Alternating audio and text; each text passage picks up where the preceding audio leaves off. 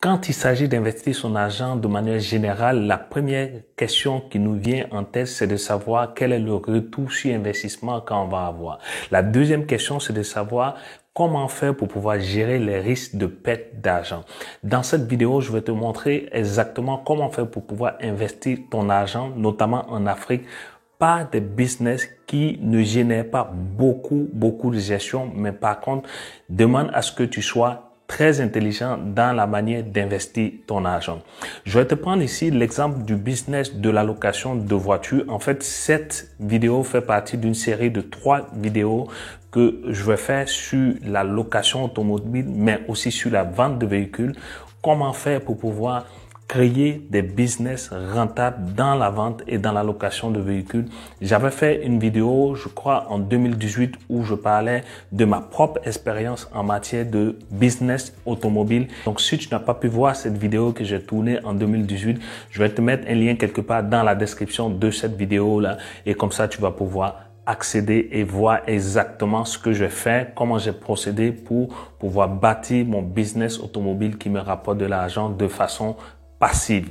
Donc, pour ce qui est de cette vidéo, ce qu'on va voir ensemble, je vais te montrer exactement ce qu'il faut faire pour que tu puisses débuter ton business de location de voitures. Donc, j'ai des amis, j'ai des proches qui me demandent comment je fais pour pouvoir gagner de l'argent avec mes véhicules que je mets en location.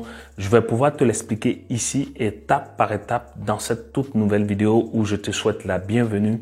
Je veux que tu restes vraiment jusqu'à la fin de la vidéo parce que la 4e étape, c'est une étape ultime qui va te permettre littéralement d'être en même de générer des revenus résiduels ou encore des revenus passifs avec ce business-là. Donc, on y va, c'est parti.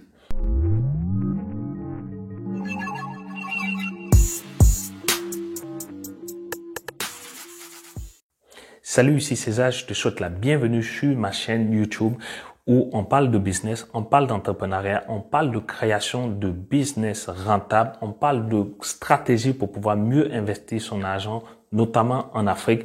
Donc, si ça t'intéresse d'apprendre à investir ton argent et gagner beaucoup plus de revenus avec ce que tu as présentement, je t'invite sans plus tarder à t'abonner à cette chaîne. Active la petite cloche de notification, comme ça je vais t'envoyer chaque fois des messages quand je sors des vidéos business comme celle qu'on est en train de faire aujourd'hui.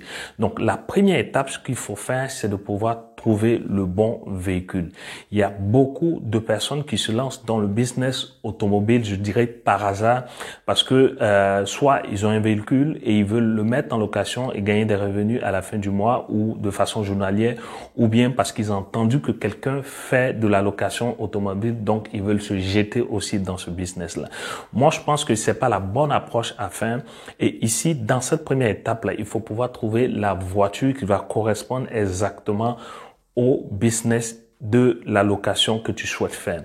Tu sais qu'en Afrique, il fait très chaud. Donc, si tu es en train de vouloir louer ta voiture, il faut un bon système de climatisation parce qu'il fait très chaud, comme je l'ai dit, et ça te prend nécessairement d'aller sur des marques de véhicules qui sont forcément adaptés à notre climat. Donc, tu peux aller par exemple sur des véhicules de marque française ou en général, ce sont des véhicules qui sont adaptés au climat africain parce qu'il y a beaucoup d'Européens, il y a beaucoup de Français qui viennent travailler ou vivre en Afrique. Il y a aussi les véhicules de masse asiatique, notamment les coréennes ou les japonaises qui sont très adaptés aussi au climat chaud parce que là-bas aussi, ils ont un climat qui est très chaud. Donc, c'est sur ce genre de véhicules-là que tu dois te positionner.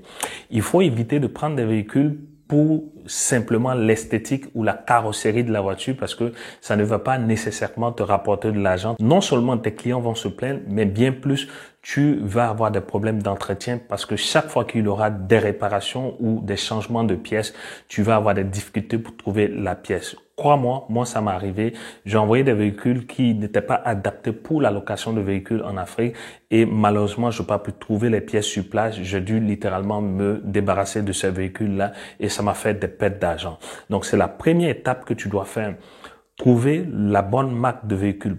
Trouver le véhicule solide qui va pouvoir non seulement résister aux chocs climatiques en Afrique, mais aussi pouvoir résister aux dégradations de voies. Parce qu'il faut savoir que dans la plupart des grandes capitales en Afrique, il y a un problème de voirie. Il y a plein de nids de poules, il y a plein de crevasses qui font que les amortisseurs ou les pneus se cassent ou s'abîment à chaque fois. Donc, il faut vraiment prendre en compte ces aspects-là. Une fois que tu as trouvé la marque, tu as trouvé le budget, ce que tu dois faire dans la deuxième étape, c'est de savoir exactement comment financer l'achat de ce véhicule-là. Est-ce que tu vas sur fonds propres ou bien tu vas chercher à obtenir un financement auprès de ta banque, auprès des parents, auprès des amis. Donc moi, ce que je te conseillerais, si tu as des épargnes, il faut pouvoir partir sur ton épargne. C'est-à-dire qu'il faut utiliser ta propre épargne pour pouvoir acheter ton véhicule que tu vas mettre en location. Si tu es à l'étranger, par exemple, que tu es un Africain qui vit à l'étranger, ce que je te conseille de faire, c'est de pouvoir soit prendre ton épargne, si tu as une épargne, ou bien utiliser une marge de crédit ou bien un prêt, un financement que tu peux obtenir à l'extérieur. Le financement, c'est pas le prêt automobile, parce que si tu prends un prêt automobile, tu vas pas pouvoir importer la voiture en Afrique, notamment. Pourquoi? Parce que il y a une garantie et c'est la banque qui t'a prêté de l'argent qui est propriétaire de la voiture. Donc, tu pourras pas traverser les frontières du pays dans lequel tu te trouves avec la voiture. C'est comme ça parce que tu n'es pas propriétaire, tu as obtenu un financement pour pouvoir acheter le véhicule. Donc, ce que tu peux faire, tu peux prendre peut-être ta marge de crédit ou bien tu peux prendre, par exemple, ton crédit à la consommation pour pouvoir acheter le véhicule et l'importer en Afrique. En ce moment-là, il n'y a pas de problème. Tu peux le faire parce que c'est un crédit à la consommation. Ça n'a rien à voir avec un prêt automobile. Et une fois que tu as cela, tu peux facilement trouver le bon transitaire qui va te permettre de pouvoir acheminer ton véhicule en Afrique. Donc, une fois que ton véhicule acheté a été transporté en Afrique, ce que tu dois prendre en compte, c'est les droits de douane. Tu dois prendre aussi les frais de manutention, c'est-à-dire l'aconnage et tout le reste. Tu dois aussi prendre en compte l'immatriculation de la voiture. Tu dois prendre en compte aussi les taxes et puis la visite technique de ta voiture. Une fois que ça c'est fait, tu peux passer maintenant à la location de ton véhicule en tant que tel. Maintenant, tu vas me dire, mais où est-ce que je dois trouver les clients? On va passer maintenant à la troisième étape. Dans la troisième étape, pour pouvoir trouver les clients, moi, ce que je fais, j'ai deux manières. La première manière, c'est de pouvoir en parler autour de moi. Ça, c'est vraiment la manière la plus efficace. C'est ce que je fais quand j'envoyais mes véhicules pour la première fois en 2018 en Afrique pour les mettre en location. J'avais déjà des clients qui étaient là parce que j'avais déjà fait la promotion. J'avais dit que j'envoyais des véhicules, j'ai fait les photos et tout et tout. Donc, c'est comme ça que les proches, les amis que j'avais m'ont mis en contact avec des clients potentiels qui pouvaient louer mes voitures. Et par la suite, naturellement, je leur ai donné une commission parce qu'ils m'ont rapporté de la clientèle. Pour ce qui est de la recherche des autres types de clients qui font pas partie de ton cercle d'amis ou bien de tes proches, donc ce que tu dois faire, c'est de distribuer tes cartes de visite dans les résidences où tu vois les réceptionnistes ou bien tout simplement le gardien pour leur proposer un business. Tu peux leur dire, si tu envoies un client, tu peux leur donner une commission et ça va leur permettre de pouvoir être motivés et distribuer tes cartes de visite à leurs clients qui viennent séjourner dans leur résidence. Tu as la possibilité aussi de partir dans les aéroports. Ce que tu peux faire, tu peux aller toi-même ou bien tu peux recruter quelqu'un, un jeune que tu vas rémunérer à la commission qui va aller distribuer tes cartes de visite parce qu'il faut avoir de la visibilité, il faut te faire connaître. Donc, ce jeune-là ou bien toi-même, tu prends tes cartes de visite, tu vas à l'aéroport au niveau de la porte de sortie. Quand les gens sortent, tu peux les distribuer pour leur dire que voilà, tu fais de la location de voiture, donc s'ils ont besoin d'un véhicule, ils peuvent te contacter. Ça marche très très bien parce qu'en général, ceux qui viennent de l'extérieur, ils n'ont pas nécessairement de véhicule sur place. Soit ils viennent pour un court séjour, soit ils viennent en voyage d'affaires, donc ils n'ont pas nécessairement de voiture pour faire les courses, bien pour se déplacer dans le pays. Donc, une fois que tu as commencé à avoir tes premiers clients, ce que tu dois faire maintenant, c'est d'assurer un service de qualité. Concrètement, ce que tu dois faire en sorte de pouvoir proposer un véhicule qui est toujours propre, toujours bien entretenu, qui a toutes les pièces et qui a la possibilité de pouvoir se déplacer un peu partout. Une fois que ça c'est fait, je te conseillerais de recruter un chauffeur, soit à la journée, soit à la commission, qui va te permettre de pouvoir littéralement t'assurer que ton véhicule est utilisé en bon état. Donc, je te le dis, j'insiste là-dessus parce qu'il y a beaucoup de personnes qui font cette erreur-là. Soit ils donnent leur voiture en location sans chauffeur et ce qui arrive, c'est que vu que la personne n'est pas propriétaire de la voiture, celui qui loue la voiture, il va nécessairement pas prendre soin de la voiture. Il peut avoir des casses, il peut avoir des brisures et puis après, il va avoir des discussions. Donc, pour éviter toute discussion sur les dommages qui peuvent en venir, c'est de recruter un chauffeur qui va pouvoir s'assurer que ta voiture soit utilisée en bonne et due forme. Tu prendras un chauffeur que tu vas rémunérer à la journée. Moi, c'est ce que je propose. Faut pas prendre un chauffeur que tu vas payer chaque mois parce que dans la location automobile, il faut savoir qu'il y a des moments où tu as beaucoup plus de clients que d'habitude et quand tu n'as pas de clients, si tu recrutes un chauffeur sur le mois, c'est comme si tu es en train de le payer inutilement.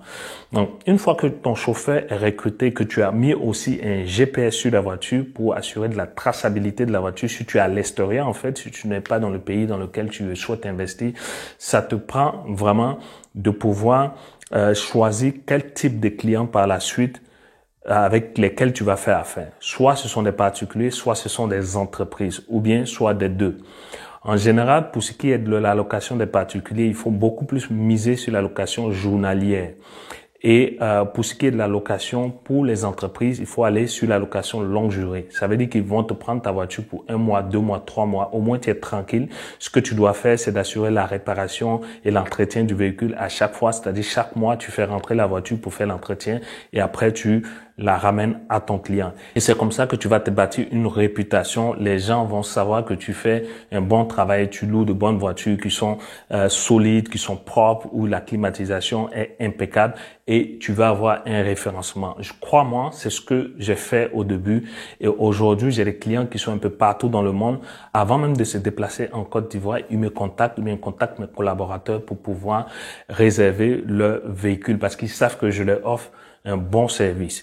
Et c'est comme ça que tu vas avoir un référencement. Ceux qui vont pouvoir te référencer à d'autres personnes, à leur connaissance et tu vas faire grandir ton portefeuille client. Maintenant, une fois que ça c'est établi, que tu as de la visibilité, dans la 4e étape, et je pense que c'est l'étape la plus importante, c'est de pouvoir assurer une bonne gestion automatisée de ton business. Je m'explique. Si tu vis à l'étranger et que tu souhaites louer des voitures sur place en Afrique, tu dois pouvoir t'assurer d'avoir des partenaires sur place. Soit ce sont des gens qui louent eux-mêmes des véhicules, ou bien ce sont des gens qui ont des parcs auto, des gens de confiance, qui sont professionnels, qui savent de quoi il s'agit. Ça veut dire qu'il faut pouvoir t'entendre avec ces personnes-là. Tu leur donnes la gestion de ton parc automobile et derrière, tu leur payes une rémunération. Donc, tu peux t'entendre aussi avec eux sur le mode d'entretien de tes véhicules. Soit ce sont eux qui vont prendre en charge les dépenses d'entretien de ton véhicule ou bien c'est toi qui vas le faire. Et à côté de cela, une fois que ça c'est bien balisé, tu peux le mettre même par écrit, tu peux dormir tranquille parce que tu sais que tu as des personnes qui vont assurer la gestion de ton parc automobile, qui vont assurer aussi de pouvoir collecter les recettes, vérifier que les véhicules sont en bon état, faire les entretiens et te verser chaque fois les recettes sur ton compte de banque. Moi, c'est ce que je fais.